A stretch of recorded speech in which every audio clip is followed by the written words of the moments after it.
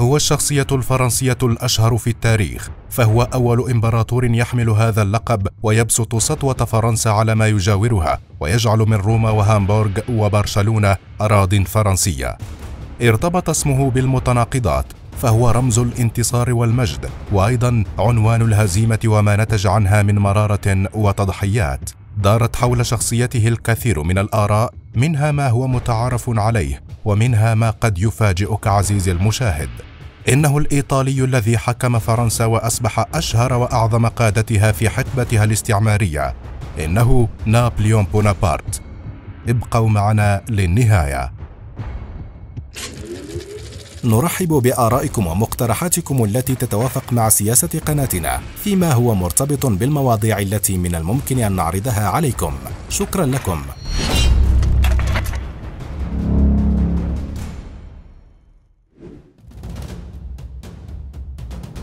لم يكن نابليون بونابرت إمبراطور فرنسا الشهير فرنسي الأصل، بل إنه ينحدر من عائلة إيطالية نبيلة. ولد نابليون عام 1769 في جزيرة كورسيكا التي كانت تابعة لمدينة جنوة الإيطالية قبل أن يغزوها الفرنسيون قبل ميلاد نابليون بحوالي عام ونصف تقريبا. تصدت المقاومة من قبل الشعب الكورسيكي بقيادة باسكوالي باولي للغزو الفرنسي، وفي تلك الأثناء كان والد نابليون كارلو بونابرت داعما للمقاومة، لكن الجزيرة خضعت لفرنسا بعد فرار باولي منها، فأصبح انتماء والد نابليون فرنسيا. بالرغم من أن نابليون تعلم الفرنسية في مدرسة اللاهوت الفرنسية منذ صغره، إلا أنه ظل يعاني طوال حياته من لهجته الكورسيكية، فلم يستطع أبدا أن ينطق الفرنسية كأهلها. كان نابليون الطفل الثاني من أصل 8 أطفال لعائلة من طبقة النبلاء الكورسيكية، وبحالة اقتصادية متوسطة، حيث كان والد كارلو بونابرت محاميا، أما والدته فهي ليتيزيا رامولينو بونابرت.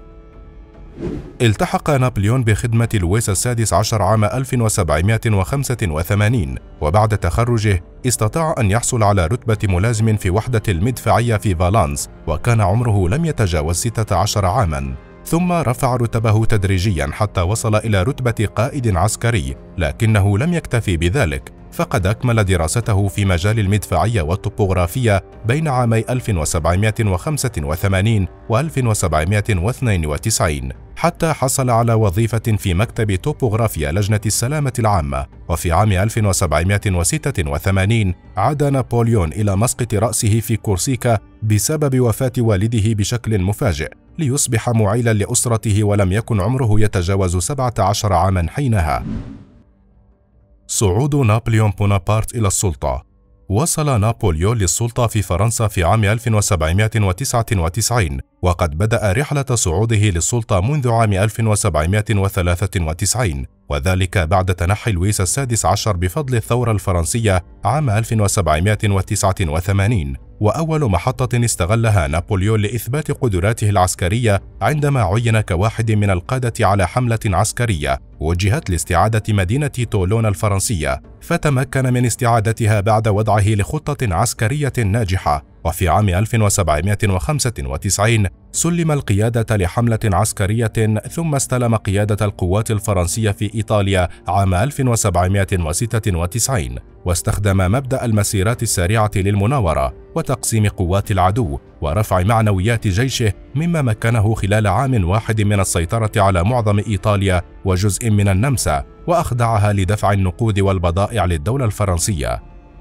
نظرا للجهود التي بذلها نابليون في قيادة الجيوش الفرنسية، فقد عين عام 1798 لقيادة حملة عسكرية إلى مصر، فاستولى على الجزء الشمالي منها، ولكن إمدادات الجيش قطعت بعدما هزم البريطانيون أسطولا فرنسيا في معركة النيل، فاستغل نابليون ذلك بتشكيل فريق من العلماء لدراسة الآثار المصرية، مما ساعد في الحصول على كم هائل من المعلومات الأثرية، بالإضافة لاكتشاف حجر رشيد الذي كان سببا في فك الرموز الهيروغليفية المصرية القديمة. وفي عام 1799 عاد بونابرت إلى فرنسا بعد تدهور الأحوال فيها، وذلك بعد دخول فرنسا الحرب ضد روسيا والنمسا وبريطانيا والدولة العثمانية، فقاد انقلابا عسكريا ضد الثورات التي اندلعت للإطاحة بالحكومة الجديدة، ونجح في الوصول إلى السلطة وأصبح القنصل الأول لفرنسا. وبفضل مهارات نابليون القيادية استطاع أن يقمع التمرد في فرنسا،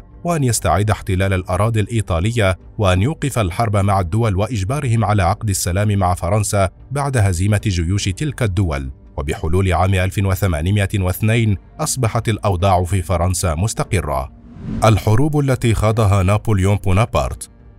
خاض نابليون خلال فترة حكمه لفرنسا عدة حروب. بدأت هذه الحروب منذ عام 1800 وانتهت في عام 1815 بعد هزيمة نابليون في معركة واترلو التي تعد آخر الحروب التي خاضها. تسببت الحروب التي خاضها نابليون بفقدان الدول الأوروبية استقرارها، فقد شن نابليون حروبا ضد مختلف التحالفات من الدول الأوروبية كالنمسا وروسيا والسويد وبريطانيا العظمى. ومن أبرز هذه الحروب حرب التحالف الثالث. ضم هذا التحالف 3 دول وهي النمسا والبرتغال وروسيا، وخاضت هذه الدول سلسلة من الحروب ضد فرنسا، كما كانت بريطانيا طرفا في الحروب لكنها لم تكن جزءا من التحالف. وقد بدأت هذه الحروب منذ عام 1803 وانتهت بانتصار فرنسا عام 1806، حيث أبرمت معاهدة براسبورغ التي نصت على التنازل عن النمسا لفرنسا، فانتهت الحرب بين الدول لكن بريطانيا استمرت بالقتال. حرب التحالف الرابع. تشكل هذا التحالف من 4 دول وهي بروسيا وروسيا والسويد وبريطانيا، حيث شنت هذه الدول الحرب على فرنسا منذ عام 1806 حتى عام 1807، لكن نابليون استطاع هزيمة القوات البروسية بعد 19 يوما من تشكيل التحالف، وذلك في معركة يينا أورشتيد، كما تمكن من هزيمة القوات الروسية في فريدلاند، مما أدى لانهيار التحالف باستثناء بريطانيا التي بقيت في حرب ضد نابليون. تعرضت الميزانية الوطنية لفرنسا للانهيار بعد عدة هزائم أصابت الجيش الفرنسي بعد الحملة العسكرية المرهقة التي شنها نابليون على روسيا في شتاء عام 1812، والتي بدأت بأكثر من 600 ألف جندي وانتهت بأقل من 10,000 جندي. كل ذلك أصاب فرنسا بالضعف وأضعف سلطة نابليون، فحدثت محاولة انقلاب على حكومة نابليون عندما كان يقود جيوشه في الحرب مع روسيا، إلا أنها باءت بالفشل حتى تمكنت القوات البريطانية من اجتياح فرنسا، الأمر الذي أدى لاستسلام نابليون في يوم 30 من شهر آذار عام 1814 ونفيه إلى جزيرة إلبا. استطاع نابليون الهرب من منفاه والعودة إلى باريس في عام 1815، وتمكن من الحصول على دعم كبير هناك، واستطاع استعادة عرشه، كما تمكن من إعادة تنظيم جيشه وحكومته، فقاد جيشه في معركة هزم فيها القوات البروسية في بلجيكا، لكنه تعرض للهزيمة في معركة واترلو، مما اضطره إلى التخلي عن لقبه وسلطاته، فطلب من الدول المنتصرة تعيين ابنه كإمبراطور، لكن طلبه رفض، وتم نفيه إلى جزيرة سانت هيلينا، حيث كان معزولا عن العالم الخارجي يمارس القراءة والكتابة، حتى أصيب بقرحة في المعدة أو مرض بالسرطان عام 1817، فمات في منفاه في يوم 5 من شهر أيار عام 1821 عن عمر ناهز 51 عاما. ما لا يعرفه الكثيرون عن نابليون. الكثير منا لا يعلم أن وعد نابليون لليهود ودعوتهم ليقيموا دولة لهم في فلسطين قد سبق وعد بلفور بسنوات عديدة، لكن هذه هي الحقيقة، فقد اهتم نابليون باليهود في فرنسا وأعطاهم جميع الحقوق المدنية التي كانوا يعانون من الحرمان منها، وكان يقول أن جميع المواطنين سواء في فرنسا لا يميز فصيلا عن الآخر.